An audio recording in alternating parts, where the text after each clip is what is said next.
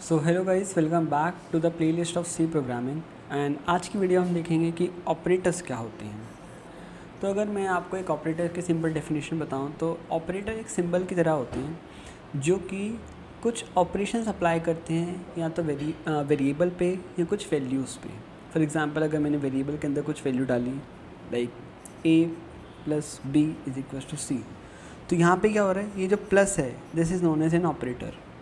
या अगर मैंने करा 10 प्लस 20 इज इक्वल टू 30, तो ये जो प्लस है इज़ योर ऑपरेटर जो कि कुछ ऑपरेशंस परफॉर्म करता है कुछ वैल्यूज़ पे या कुछ वेरिएबल्स पे। अब ये ऑपरेशन किसी भी तरीके का हो सकता है, या तो इसमें कैलकुलेशंस हो सकती हैं या डेटा कंपेयर हो सकता है या कुछ लॉजिकल ऑपरेशंस में परफॉर्म कर सकता हूँ। अलग अलग टाइप के ऑपरेशंस को मैं अभी यहाँ पे परफॉर्म कर सकता हूँ ऑपरेटर्स के केस में। सो आज की वीडियो में हम जानेंगे कि कितने तरीके के ऑपरेटर्स हमारी सी प्रोग्रामिंग में होते हैं। तो ये था ऑपरेटर्स के बारे में डेफिनेशन। अब हम देखते हैं ऑपरेटर्स कितने तरीके के होते हैं सी प्रोग्रामिंग में। तो देखो, सी प्रोग्रामिंग में अलग अलग तरीके के ऑपरेटर्स होते हैं, टोटल 4 या 5 ऑपरेटर्स होते हैं। सो हम एक एक करके सबको ब्रेक डाउन करते हैं। तो सबसे पहले हमारा जो सबसे इम्पॉर्टेंट ऑपरेटर आता है that is known as your arithmetic operator. अब देखो, अरिथमेटिक ऑपरेटर इज़ ऑपरेटर जो कि आप सबको पता होगा कि ऑपरेटर क्या होता है, किस लिए काम आता है और कहाँ पे काम आता है। Arithmetic means calculation. कैलकुलेशन कैसी हो रही है, एडिशन, सब्ट्रैक्शन, मल्टीप्लिकेशन, डिवीजन, या मॉडुलस। तो अगर मैं बात करूँ अरिथमेटिक ऑपरेटर की तो वो कौन कौन सी होती हैं, plus, minus, multiplication, division and modulus. ये सिंपल अरिथमेटिक ऑपरेटर्स होते हैं जो भी दो वैल्यूज़ के बीच में अप्लाई होते हैं। अब उन वैल्यूज़ को हम बोलते हैं ऑपरेंड्स। फॉर एग्जांपल अगर मैंने करा 10 प्लस 20, या अगर मैंने करा 5 माइनस 2, 10 इंटू 3, 10 बाई 4, या 20 मॉडुलो 2, तो इस केस में जितने भी ये जो सिंबल हैं मिडल वाले, इन टर्म को मैं बोलूँगा कि ये मेरे हैं एक ऑपरेटर्स। ठीक है जी। एंड जितने भी ये मेरे ग्रीन वाले टर्म हैं या जो राइट वाला कह सकते हो और जो लेफ़्ट वाला टर्म है, इसको मैं बोलता हूँ ऑपरेंड्स। ऑपरेंड्स मतलब एक ऐसी वैल्यू या एक ऐसा वेरिएबल जहाँ पे ये ऑपरेशंस अप्लाई हो रहे होते हैं। तो operators are the symbol and operands are the value या वेरिएबल्स जिसमें ये वैल्यू या ये जो टर्म होती है, जो ऑपरेशंस होते हैं वो हो रहे होते हैं। अब सेम चीज़ मैं एक और तरीके से कर सकता हूँ। फॉर एग्जांपल मैं लिख सकता हूँ a प्लस बी, या मैं लिख सकता हूँ a minus B, a multiply B, a divide by B, या a मॉडुलस बी। तो या तो मैं वैल्यू पास कर दूँ या मैं उसमें वेरिएबल पास कर दूँ, दोनों सेम चीज़ होती है। सो देखते हैं अरिथमेटिक ऑपरेटर एक्चुअली में कोडिंग में दिखता कैसे है। सो हम अपने लैपटॉप स्क्रीन में आते हैं और देखते हैं कि एक्चुअली में दिखता कैसे है। So as you can see this is my laptop screen and यहाँ पे आप देख सकते हो कि मैंने एक ऑपरेशन लिखा हुआ है पूरा अरिथमेटिक ऑपरेटर्स के ऊपर। तो यहाँ पे एक सी प्रोग्राम है पूरा, एंड इस सी प्रोग्राम में सबसे पहले एक मैंने प्री प्रोसेसर ऐड करा है, एक मेन फंक्शन ऐड करा है, and inside the main function यहाँ पे मैं अरिथमेटिक ऑपरेटर्स को अप्लाई कर रहा हूँ। फॉर एग्जांपल सबसे पहले इसमें मैं अप्लाई करने के लिए वेरिएबल्स को यूज़ कर रहा हूँ। वेरिएबल्स कैसे, मैंने एक ए वेरिएबल बनाया, एक बी वेरिएबल बनाया। ए के अंदर कुछ वैल्यू असाइन कर दी, बी के अंदर कुछ वैल्यू असाइन कर दी, और जो भी इनका आउटपुट आ रहा है उसको मैं असाइन करूँगा, उसको मैं स्टोर कर दूँगा रिजल्ट नाम के वेरिएबल के अंदर। सिंपल। तो सबसे पहले अगर मैंने एडिशन को अप्लाई करा तो मैंने क्या करा, जो भी ए और पी का एडिशन होगा उसको मैं रिजल्ट नाम के वेरिएबल के अंदर कर दूँगा स्टोर करने के बाद इसको मैं करा दूँगा प्रिंट। तो मैंने लिखा कि ए और बी का जो भी एडिशन है उसका आंसर आप रिजल्ट नाम के वेरिएबल के अंदर करा दो स्टोर, एंड उसको करा दो आप प्रिंट। तो जो भी मेरा रिज़ल्ट है वो एक इंटीजर टाइप की वैल्यू को रिटर्न करेगा। तो इसलिए मैंने यहाँ पे लिख दिया मॉडुलो डी। सिमिलरली मैं सेम चीज़ सब्ट्रैक्शन के लिए भी कर सकता हूँ कि मैं a माइनस बी ऑपरेटर को यूज़ कर सकता हूँ, मतलब माइनस वाले ऑपरेटर को यूज़ कर सकता हूँ। सिमिलरली मैं काम ये मल्टीप्लिकेशन के लिए भी कर सकता हूँ कि a इंटू बी हो जाएगा। सेम काम मैं डिवीजन के लिए भी कर सकता हूँ, जो भी आंसर आएगा वो रिजल्ट नाम के वेरिएबल के अंदर स्टोर हो जाएगा एंड वो प्रिंट हो जाएगा। एंड सेम काम मैं मॉडुलस के लिए भी कर सकता हूँ कि जो भी इन दोनों का मॉडुलस करने पे, मॉडुलस मतलब रिमाइंडर निकालना, अगर मैंने करा 20 मॉडुलो 2 तो उसका रिमाइंडर कितना होता है, 0। तो अगर मैंने ये सब ऑपरेशन करे एंड इन सब ऑपरेशन को मैंने जो भी इनका आउटपुट आया उन सबको मैंने एक रिजल्ट नाम के वेरिएबल के अंदर स्टोर कर दिया एक एक करके।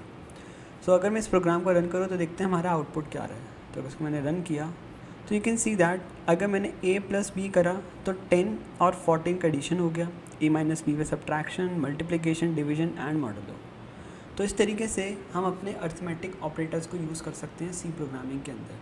तो ये हो गया एक तरीके का ऑपरेटर। तो हम वापस आते हैं अपने आईपैड की स्क्रीन पे एंड देखते हैं दूसरे तरीके का ऑपरेटर जिसको हम बोलते हैं रिलेशनल ऑपरेटर। तो सेकंड होता है हमारा relational operator. Now what is relational operator? देखो, relational operator with a name suggest कि ये दो टर्म्स के बीच में रिलेशन फाइंड आउट करके देता है। अब किस तरीके का रिलेशन उनके बीच में, वो कैसा है, क्या वो बड़ा है, क्या वो छोटा है, क्या वो इक्वल है या क्या वो इक्वल नहीं है, ये सब टर्म आता है हमारे रिलेशन ऑपरेटर के अंदर। तो रिलेशनल ऑपरेटर में टोटल 6 ऑपरेटर्स होते हैं। सबसे पहले आता है ग्रेटर देन, सेकंड होता है greater than equals to, third होता है लेस देन, फोर्थ होता है less than equals to, fifth होता है इक्वल्स टू, क्या एक टर्म दूसरी टर्म के इक्वल है, और सिक्स होता है नॉट इक्वल्स टू, क्या एक टर्म दूसरी टर्म के इक्वल नहीं है। तो इसको मैं बोलता हूँ, इस सिंबल को मैं यूज़ करता हूँ एज अ नॉट, कि वो टर्म ट्रू नहीं है। तो अगर मैं इसका एक नॉर्मल कंपैरिजन, एक नॉर्मल इनपुट लेके अगर कुछ मैं वैल्यू को कंपेयर करूँ तो मैं कर सकता हूँ कि क्या 10 20 से बड़ा है। अगर वैल्यू ट्रू है, अगर वैल्यू सच है तो वहाँ पे हमें आंसर मिल जाएगा ट्रू, अदरवाइज़ हमें आंसर मिलेगा फॉल्स। तो इसमें मैं रिटर्न कर सकता हूँ फॉल्स। तो क्या 10 ग्रेटर देन या इक्वल है 5 से? देखो 5 के इक्वल तो नहीं है बट ग्रेटर देन है, तो इस केस में मैं रिटर्न कर सकता हूँ ट्रू। क्या 10 छोटा है 20 से? बिल्कुल यार, तो उस केस में मैं रिटर्न कर सकता हूँ ट्रू। क्या 10 बड़ा है, क्या 10 छोटा है या इक्वल है 5 से? बिल्कुल गलत, तो इसको मैं रिटर्न कर सकता हूँ फॉल्स। एंड क्या 10 इक्वल है 10 के? बिल्कुल सही है, तो इस केस में मैं रिटर्न कर सकता हूँ ट्रू। और क्या 10 इक्वल नहीं है 20 के? तो बिल्कुल सही है, 10 20 के इक्वल थोड़ी ना है, तो उस केस में भी मैंने रिटर्न करा दिया ट्रू। सो इस तरीके से जो हमारा रिलेशनल ऑपरेटर है वो वर्क करता है, जिसमें मैं वैल्यूज़ को कंपेयर कर सकता हूँ कि क्या मेरी फर्स्ट टर्म दूसरी टर्म के इक्वल है, बड़ी है, छोटी है, equals greater than equals to या लेस देन इक्वल्स टू, बस। सो एक बार हम वापस अपने लैपटॉप पे आते हैं और देखते हैं कि कैसे जो हमारा रिलेशनल ऑपरेटर है वो वर्क करता है। सो आप सी प्रोग्राम देख सकते हो हमारे रिलेशनल ऑपरेटर का, जिसमें मैंने एक प्री प्रोसेसर ऐड कर रखा है, एक main function, that is a different thing. तो यहाँ पे वापस से जैसे मैंने पिछले प्रोग्राम में ए और बी की वैल्यू को कुछ असाइन करा था, that is 10 and 4, same value को मैंने यहाँ पे भी असाइन करके मैंने कुछ ऑपरेटर्स आपको दिखाएं कि कैसे वो ऑपरेटर्स वर्क करते हैं। फॉर एग्जांपल, अगर मैंने एक इफ़ कंडीशन, मतलब अगर ये कंडीशन ट्रू है तो आपको कुछ प्रिंट कराना है, अगर ये कंडीशन ट्रू नहीं है तो आपको कुछ और प्रिंट कराना है, that is normal if else, अगर मगर वाला केस है यहाँ पे। तो मैं देख सकता हूँ अगर मेरा ए बड़ा है बी से तो मेरे को प्रिंट कराना है yes A is greater than B, और फिर नेक्स्ट टाइम में आपको चले जाना। बट अगर ऐसा नहीं है तो आप एल्स वाला पार्ट को प्रिंट करा सकते हो। वाइस वर्सा, मेरे पास सेकंड कंडीशन है कि क्या मेरा A greater than equals to है बी से। अगर ये कंडीशन ट्रू है तो मेरे को फर्स्ट स्टेटमेंट को प्रिंट कराना है, अदरवाइज़ मेरे को सेकंड स्टेटमेंट को प्रिंट कराना है। सिमिलरली मैं यहाँ पे लेसन ऑपरेटर को यूज़ कर सकता हूँ, लेसन इक्वल्स टू ऑपरेटर को यूज़ कर सकता हूँ, डबल इक्वल्स टू ऑपरेटर को यूज़ कर सकता हूँ कि क्या एक वैल्यू दूसरी वैल्यू को इक्वल है, और फिर मैं लास्ट में यूज़ कर सकता हूँ नॉट इक्वल, कि क्या एक वैल्यू दूसरी वैल्यू को इक्वल नहीं है। तो अगर मैं इस प्रोग्राम को ओवरऑल रन करके देखूँ तो यू कैन सी दैट हमें कुछ आउटपुट प्रिंट होकर मिल रहा है। आउटपुट क्या है? सबसे पहले अगर मैं फर्स्ट टर्म को चेक करूँ कि क्या मेरा ए ग्रेटर देन है बी से, yes it is true, A is greater than B, क्योंकि ए की वैल्यू 10 है, बी की वैल्यू 4 है। सेकेंड टर्म है कि क्या मेरा A greater than equals to है बी से, तो यहाँ पे आ रहा है ए इज़ ग्रेटर देन और equals to B, that is the condition is true कि ए जो है वो बी से ग्रेटर है। तो हमने यहाँ पे ये वाली स्टेटमेंट को प्रिंट करा दिया। फिर लेस देन का एग्जांपल है कि क्या मेरा ए छोटा है बी से, तो ये कंडीशन तो ट्रू नहीं है ना, तो यहाँ पे मैं लिख सकता हूँ कि ए इज़ ग्रेटर देन और इक्वल्स टू बी। तो यहाँ पे मैं कह सकता हूँ कि जो ए है वो मेरा बी से अभी भी बड़ा है, तो मेरे को ये वाली स्टेटमेंट को प्रिंट नहीं कराना, जिसमें वो क्या कह रहा है कि ए क्या मेरा छोटा है बी से। नहीं है तो वो चले जाएगा एल्स वाले पार्ट में। फिर आता है लेस एन इक्वल्स टू कि क्या मेरा ए छोटा है बी से, तो हाँ मेरा जो ए है वो छोटा है, मतलब ए मेरा बड़ा है बी से, तो ये कंडीशन भी फॉल्स हो गई। तो यहाँ पे आ जाएगा A is again greater than B. फिर वो देख रहा है कि क्या मेरा ए बी के इक्वल है, तो ए तो बी के इक्वल है ही नहीं, तो यहाँ पे वो अगेन एल्स वाले पार्ट में आ जाएगा जिसमें वो कहेगा A and B are not equal, that is true condition. वापस से वो एक न्यू स्टेटमेंट पे आएगा, न्यू फंक्शन पे आएगा, तो वो एक देखिएगा कि क्या मेरा ए बी के इक्वल नहीं है, नहीं है, तो वो क्या कहेगा A is not equal to B, तो यहाँ पे A is not equal to B. So इस तरीके से जो हमारा रिलेशन ऑपरेटर है वो वर्क करता है एंड इस तरीके से हम उसमें आउटपुट प्रिंट करा सकते हैं। सो अब हम मूव करते हैं हमारे नेक्स्ट ऑपरेटर पे, that is my assignment operator. Assignment operator with the name suggest कि जो ऑपरेटर है ये कुछ वैल्यू को असाइन करने के लिए काम आता है। अब वैल्यू को कैसे हम असाइन कर सकते हैं, देखो वैल्यू असाइन करना हमें बहुत अच्छे से आता है। अब वो कैसे असाइन होती है एक बार हम देख लेते हैं वापस से, इट्स अ रीविजिट। तो जैसे हमने एक वेरिएबल बनाया था like int age is equals to 24। तो यहाँ पे क्या हो रहा है, देखो यहाँ पे जो भी 24, जो भी राइट साइड में जो भी वैल्यू है ये वैल्यू असाइन हो रही है, ये वैल्यू असाइन हो रही है कहाँ पे, लेफ़्ट वाले वेरिएबल के अंदर। तो असाइनमेंट ऑपरेटर कैसे काम करता है, जो भी आपके राइट में वैल्यू है उसको असाइन करते हैं लेफ्ट के अंदर। इसी तरीके से जो हमारा असाइनमेंट ऑपरेटर वो काम करता है। असाइनमेंट ऑपरेटर हमने बहुत अच्छे से यूज़ करा है, बहुत ज़्यादा अच्छे से।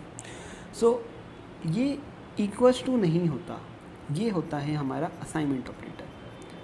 इक्वल्स टू और असाइनमेंट ऑपरेटर में बहुत सारे डिफरेंस है। अगर मैं इक्वल्स टू की बात करूँ, अगर मेरे को वैल्यू कंपेयर करनी है प्रोग्रामिंग के केस में, तो मैं यहाँ पे यूज़ करता हूँ double equals to compare those two values. But अगर मेरे को वैल्यू असाइन करनी है राइट वाली लेफ़्ट के अंदर, तो मैं यूज़ करता हूँ एक सिंगल इक्वल्स टू। अब असाइनमेंट ऑपरेटर भी मेरे अलग अलग तरीके के होते हैं। तो जो फर्स्ट असाइनमेंट ऑपरेटर होता है that is increment is equals to. अब इंक्रीमेंट इज इक्वल्स टू मतलब क्या होता है, फॉर एग्जांपल अगर मैंने एक टेस्ट केस लिखा A plus is equals to 10, that means मैं ए के अंदर 10 को कर रहा हूँ इंक्रीमेंट। सो मैंने क्या करा, एक ही बारी में एक ही सिंबल से मैंने दोनों काम कर दिए। क्या, सबसे पहले 10 को मैंने इंक्रीमेंट कर दिया, 10 से वैल्यू को इंक्रीमेंट कर दिया और फिर वैल्यू को उसी वैल्यू के अंदर असाइन कर दिया। फॉर एग्जांपल अगर मैंने लिखा int A is equals to 10, मतलब अभी 10 ए के अंदर 10 वैल्यू असाइंड है। अब अगर मेरे को ये वाला ऑपरेशन अप्लाई करना है तो इसका एक्सपैंडेड वर्जन है ये। तो देखते हैं ये वाला चीज़ कैसे काम कर रहा है। तो मेरे को क्या करना है, सबसे पहले ये वाला राइट वाले पार्ट को मेरे को करना है सॉल्व, राइट वाले पार्ट को करना है सॉल्व। तो राइट वाले पार्ट के अंदर देखो वैल्यूज़ क्या क्या हैं। सबसे पहले है ए के अंदर मैंने डाल दिया 10 क्योंकि ए की वैल्यू है 10। अब 10 को मैंने इंक्रीमेंट कर दिया किससे, 10 से, एंड जो भी इसका आउटपुट आया उसको आप असाइन कर दो ए के अंदर। तो आफ्टर कैलकुलेशन ए की वैल्यू कितनी हो जाएगी अब 20। तो यहाँ पे जो पहले 10 था अब वो अपडेट होके हो जाएगा 20। तो अभी हमने क्या करा कि वैल्यू को सबसे पहले हमने इंक्रीमेंट करा एंड उसके बाद उसी वैल्यू को हमने उसी वैल्यू के अंदर असाइन कर दिया। क्लियर। अब जैसे हमने इंक्रीमेंट कर रहे हैं, आई गेस आप इमेजिन कर पा रहे होगे कि हम उसी तरीके से इस वैल्यू को डिक्रीमेंट भी कर सकते हैं। For example A minus is equal to 10, that means A के अंदर हम माइनस कर रहे हैं 10 को। अब जिस तरीके से हम वैल्यू को डिक्रीमेंट कर रहे हैं उसी तरीके से हम वैल्यू को मल्टीप्लाई भी कर सकते हैं। That means A multiplication is equal to 10, that means A is equal to A into 10। और जिस तरीके से हम वैल्यू को मल्टीप्लाई कर रहे हैं उसी तरीके से हम वैल्यू को डिवाइड भी कर सकते हैं। Like A divide is equal to 10, that means A is equal to A by 10। जिस तरीके से हम डिवाइड करें उसी तरीके से मॉडुलस भी निकाल सकते हैं। सो ये होता है हमारा असाइनमेंट ऑपरेटर जो कि वैल्यू को असाइन करता है। सबसे पहले तो सिंपल वाला असाइनमेंट ऑपरेटर इक्वल्स टू वाला, एंड मैं इसमें और भी मॉडिफिकेशन कर सकता हूँ कि वैल्यू को असाइन भी कर रहा हूँ और वैल्यू को साइड बाय साइड इंक्रीमेंट भी कर रहा हूँ। So this is all about assignment operator. So let's move to the compiler कि हम देखते हैं असाइनमेंट ऑपरेटर कैसे कैसे काम करता है, कौन कौन से होते हैं। सो आप देख सकते हो this is my C program and इसके अंदर मैंने एक असाइनमेंट ऑपरेटर का पूरा फंक्शन लिखा हुआ है। सो मेन फंक्शन के अंदर मैंने सबसे पहले क्या करा, एक वैल्यू ए के अंदर 10 को असाइन कर दिया यूजिंग दिस इक्वल्स टू या असाइनमेंट ऑपरेटर। उसके बाद मैंने ए की वैल्यू को करा दिया प्रिंट, ठीक है। तो अभी तक ए की वैल्यू के अंदर आ गया 10। अब मैंने क्या करा, ए के अंदर इंक्रीमेंट एंड असाइन कर दिया 10 की वैल्यू, और फिर मैंने ए की वैल्यू को अब करा दिया प्रिंट। तो अब ए की वैल्यू कितनी होनी चाहिए, ए की वैल्यू होनी चाहिए 20। क्यों, पहले 10 था उसके अंदर, अब 10 के अंदर हमने 10 को और इंक्रीमेंट करा दिया, तो 10 अब ए की वैल्यू कितनी हो गई 20। अब अगला असाइनमेंट ऑपरेटर मैं यूज़ कर रहा हूँ सब्ट्रैक्टिंग एंड असाइनिंग। तो यहाँ पे क्या हो रहा है, अब जो ए के अंदर 20 था, अब इसके अंदर 10 डिक्रीमेंट हो जाएगा, तो अब ए की वैल्यू कितनी हो जाएगी, वापस से 10 हो जाएगी। अब मैं क्या कर रहा हूँ, वापस से ए को ए से मतलब A into is equals to 10, that means A के अंदर सबसे पहले मैं 10 को मल्टीप्लाई कर रहा हूँ। तो अब ए की वैल्यू कितनी थी 10 के अंदर मैंने 10 को मल्टीप्लाई कर दिया, तो आंसर कितना आया 100। इसी तरीके से अगर मैंने वापस से उसको 10 से डिवाइड कर दिया, तो आंसर कितना आएगा 10। सो एक बार इसको रन करके देखते हैं। अगर मैंने इसको रन करा तो यू कैन सी दैट सबसे पहले ए की वैल्यू हमारी प्रिंट हुई 10, उसके बाद ए की वैल्यू के अंदर मैंने 10 को इंक्रीमेंट कर दिया, तो हो गया 20। अब 20 के अंदर मैंने 10 को डिक्रीमेंट कर दिया, तो आंसर आ गया अगेन 10। अब 10 के अंदर 10 को ही मल्टीप्लाई कर दिया, तो आंसर आ गया 100। और अगर 100 को मैंने 10 से डिवाइड कर दिया, तो आंसर आ गया वापस से 10। तो हमने जितना भी कैलकुलेशन करा था, कैलकुलेशन करने के बाद एट द एंड जो मेरी ए की वैल्यू पहले 10 थी, आफ्टर डूइंग कैलकुलेशन वापस से ए की वैल्यू हो गई 10। सो ये होता है हमारा असाइनमेंट ऑपरेटर। इसके बाद एक और हमारा ऑपरेटर होता है जिसको हम बोलते हैं लॉजिकल ऑपरेटर। देखो लॉजिकल ऑपरेटर बोल लो या आपने पढ़ा होगा लॉजिकल गेट्स। सो एक बार हम उस वाले ऑपरेटर पे आते हैं, that is known as logical operators. अब देखो लॉजिकल ऑपरेटर्स क्या होते हैं, जैसे आपने पढ़ा है ना logical and gate, logical or gate और logical not gate. And gate क्या करता था, अगर मेरी दोनों कंडीशन ट्रू है तभी वो ट्रू रिटर्न करेगा। और क्या करता था, अगर दोनों में से कोई भी एक कंडीशन एनी वन कंडीशन अगर ट्रू है तो वो मेरे को ट्रू रिटर्न करेगा, इसमें बोथ। और नॉट क्या करता था, कॉम्प्लीमेंट कर देता था। कॉम्प्लीमेंट मतलब अगर ये ट्रू है तो ट्रू को कर देगा फॉल्स, और अगर कोई टर्म फॉल्स है तो फॉल्स को कर देगा ट्रू, मतलब अपोजिट कर देता, उल्टा कर देता था। तो सेम चीज़ हमारा लॉजिकल ऑपरेटर भी कैसे, लॉजिकल ऑपरेटर भी हमारा काम करता है, जिसमें सबसे पहले अगर मैं बात करूँ एंड ऑपरेटर की, तो एंड ऑपरेटर कैसा होता है, कैसे काम करता है, कैसे दिखता है, वो हम देखते हैं। तो एंड ऑपरेटर होता है टू एंड सिंबल से ये डिनोट होता है। मतलब एंड ऑपरेटर के लिए क्या करना पड़ेगा, आपको दोनों कंडीशन आपकी सेटिस्फाई होनी चाहिए, कंडीशन 1 कंडीशन 2। अगर दोनों सेटिस्फाई है तभी आपको ट्रू आउटपुट मिलेगा, अदरवाइज आपको फॉल्स आउटपुट मिलेगा, ठीक है। फिर हम देखते हैं और ऑपरेटर। और ऑपरेटर कैसे दिखता है, ये दिखता है डबल पाइप साइन में, डबल पाइप साइन में। अब इसमें क्या होता है कि कंडीशन नंबर 1 है अगर ट्रू, कंडीशन नंबर ट्रू है, तो उस केस में मेरे को आउटपुट मिलेगा ट्रू। मतलब दोनों में से कोई एक कंडीशन ट्रू होनी चाहिए, अदरवाइज मेरे को आउटपुट फॉल्स मिलेगा। एंड जो हमारा नॉट ऑपरेटर है वो क्या करता है कि अगर एक कंडीशन ट्रू है तो उसको कर देगा फॉल्स, और अगर एक कंडीशन फॉल्स है तो उसको कर देगा ट्रू। तो जैसे अभी हमने इस वाले ऑपरेटर अर्थमेटिक ऑपरेटर में, रिलेशन ऑपरेटर में हमने देखा था कि जो नॉट का सिंबल है वो है एक्सप्लेनेशन मार्क। तो सेम चीज़ यहाँ पे भी जो नॉट है उसका जो सिंबल है that is your explanation mark, ठीक है। सो एक बार हम लॉजिकल ऑपरेटर्स को देखते हैं सी प्रोग्राम के अंदर। So let's back to the online compiler. तो हम आते हैं इसमें ऑनलाइन कंपाइलर पे, जिसमें हम देख सकते हैं कि C program for logical operator, logical and operator. तो देखो लॉजिकल एंड ऑपरेटर कैसे काम कर रहा है। सबसे पहले मैंने ए के अंदर वापस से 10 डाल दिया, और बी के अंदर इस बार मैंने डाल दिया 20। तो मैंने यहाँ पे दो वेरिएबल कंसिडर करें, 10 और 20। अब मैं क्या कह रहा हूँ, अगर मेरा ए ग्रेटर देन 0 है दैट इज़ ट्रू कंडीशन, और मैं कह रहा हूँ अगर मेरा बी भी ग्रेटर देन 0 है दैट इज़ ऑल्सो ट्रू। तो मेरे को प्रिंट करना है both values are greater than 0। अगर इन दोनों में से कोई भी एक भी वैल्यू छोटी है तो मेरे को रिटर्न करना है both value are less than 0। तो अभी के लिए दोनों वैल्यू ट्रू हैं, तो मैं क्या करूँगा, इसको रन करूँगा, तो यहाँ पे आप देख सकते हो both values are greater than 0। Clear है, क्लियर है जी। फिर हम देखते हैं लॉजिकल और ऑपरेटर कि लॉजिकल और ऑपरेटर कैसे काम करता है। तो हमने क्या करा, दो वैल्यू असाइन करी, ए के अंदर डाल दिया -1 और बी के अंदर डाल दिया मैंने 20। अब मैंने -1 इसलिए डाला है क्योंकि मैं वैल्यूज़ को कंपेयर करूँगा कि क्या वो ग्रेटर देन 0 है या नहीं। मैंने यहाँ पे चेक करा, अगर मेरा a ग्रेटर देन 0 है या मेरा b ग्रेटर देन 0, इन दोनों में से कोई भी कंडीशन ट्रू है तो मेरे को क्या करना है, इफ़ वाली स्टेटमेंट को कर देना print, that is any one of the given value is greater than 0। तो यहाँ पे मैं देख सकता हूँ कि जो b की वैल्यू है that is any one condition और b की वैल्यू क्या है, ग्रेटर देन 0 है। तो I can say that this condition is true, that's why it is printing में दिस स्टेटमेंट। अगर मैं इसको रन करूँगा तो you can see that any one of the given value is greater than 0। ठीक है। एंड सिमिलरली इसी तरीके से मैं नॉट ऑपरेटर को भी यूज़ कर सकता हूँ। नॉट ऑपरेटर क्या करेगा, अगर वैल्यू ट्रू है तो उसको कर देगा फॉल्स, अगर वैल्यू फॉल्स है तो उसको कर देगा ट्रू।